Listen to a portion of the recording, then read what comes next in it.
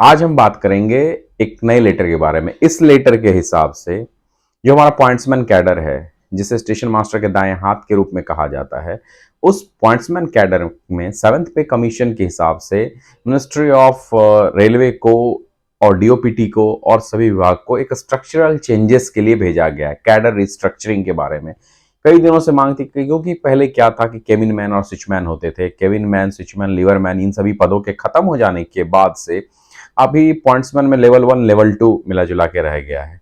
तो level 1 level 2 तक जाते जाते सब यह स्टेग्नेशन आ चुका है कि उससे ऊपर कोई जाता नहीं। या तो departmental LDC limited, departmental competitive examination, या जीडीसी, इन दोनों में से कोई क्रैक करके स्टेशन मास्टर, गार्ड, टीसी या अदर किसी जॉब में जाते हैं, टीएनसी अन्य में जाते हैं तो अच्छी बात है, और एक एक पॉइंट्समैन कंट्रोल और एवं तक गए हैं।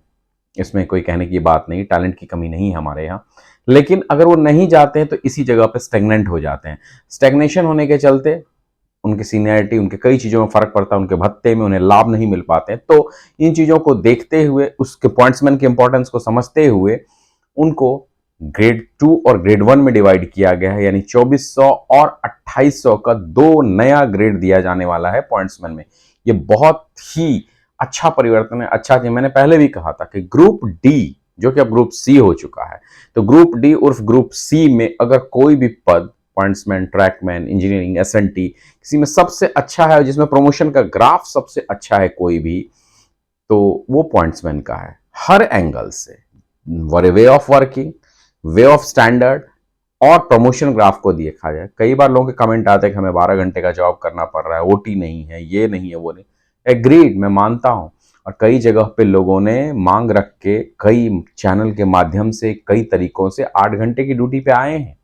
उनकी 8 घंटे की ड्यूटी होने लगी है, बहुत जगह 8 घंटे की ही ड्यूटी होती है। लेकिन इन सारी परिस्थितियों के बावजूद पॉइंट्समैन का जॉब उस कैटेगरी में सबसे बढ़िया है। उसके बाद उसमें प्रमोशन के ग्राफ बहुत अच्छा। और अब देख लीजिए ग्रुप ग्रेड 1 और ग्रेड 2, यानी ग्रेड 2 और ग्रेड 1, 2400 और 2800 के दो ग्रेड मिल जाने के बाद 2800 में तो पहले स्टेशन मास्टर के रिक्रूटमेंट होते थे एज ए एएसएम।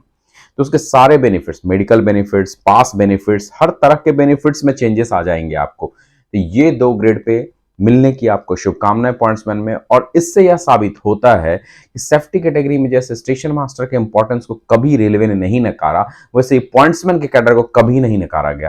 कहा गया है कि प्राइवेट पॉइंट्समैन रेडी है ट्रेनिंग लेकर के, प्राइवेट स्टेशन मास्टर रेडी है ट्रेनिंग के लिए, सब ठीक है अपनी जगह, सुनने में अच्छा लगता है, कहने में अच्छा लगता है, मगर जो जिम्मेदारी, जो महत्व किसी पॉइंट्समैन और स्टेशन मास्टर का है, उसमें कोई नकारा नहीं जा सकता, कोई कह नहीं सकता कि इसमें ये कमी है। और इस चीज को समझते हुए रेलवे ने ये दो ग्रेड पे इंक्लूड किया है। ये दो ग्रेड इंक्लूड करके आपको सारी सुविधाएं मिलेगी, तो इसके लिए शुभकामनाएं। देखिए और भी क्या चेंजेस आते हैं, तो वो चेंजेस के साथ मैं अगले वीडियो में भी आपसे मिलूंगा। धन्यवाद दोस्तों।